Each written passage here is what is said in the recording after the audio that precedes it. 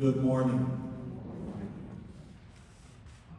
I'm like Scotty in that I live in this area. Most of you know me, but if you don't, I live right across the street here. You'll see my house when you leave here this morning. That morning is one of the days that will always stick in our minds.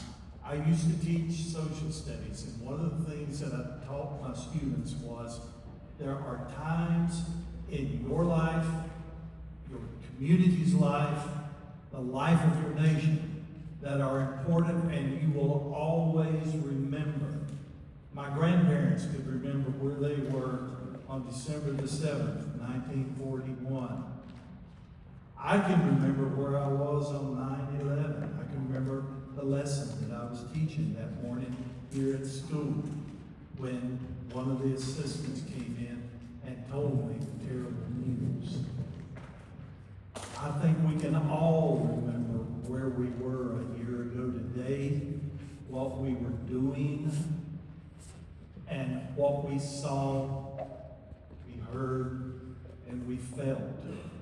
That morning, for me, I had gotten up early. I knew we were having a lot of rain on top of several days of rain. So I wanted to check and see what Mill Creek and Catawba River were doing.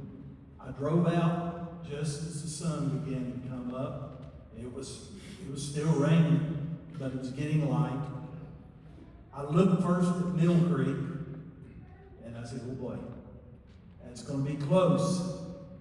And then I turned and went out and looked at Catawba River.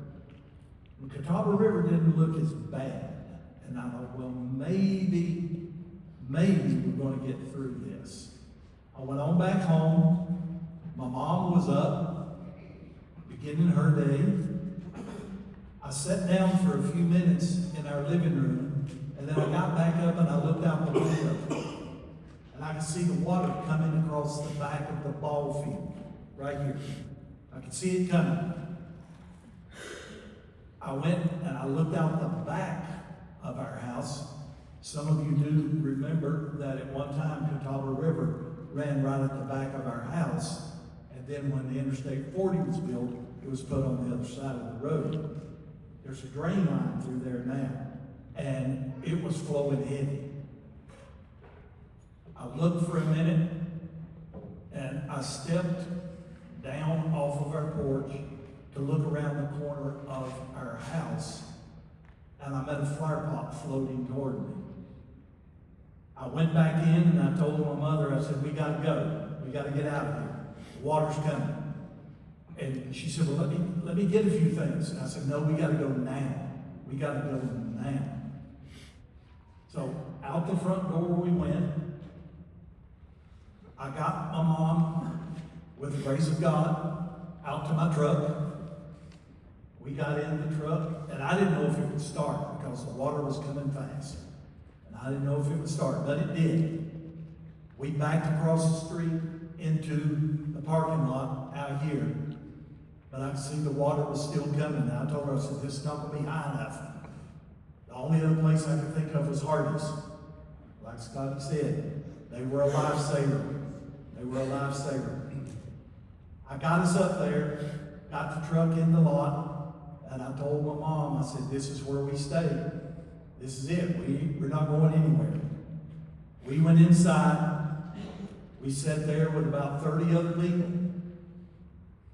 We watched the water rise, come higher and higher and higher.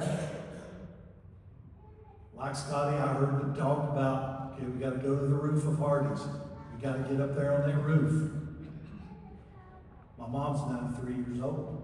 I knew she wasn't going to make it up that roof. We watched the water. Then about 3 o'clock, it began to ebb back down just a little bit. And we realized that perhaps the worst was indeed past us.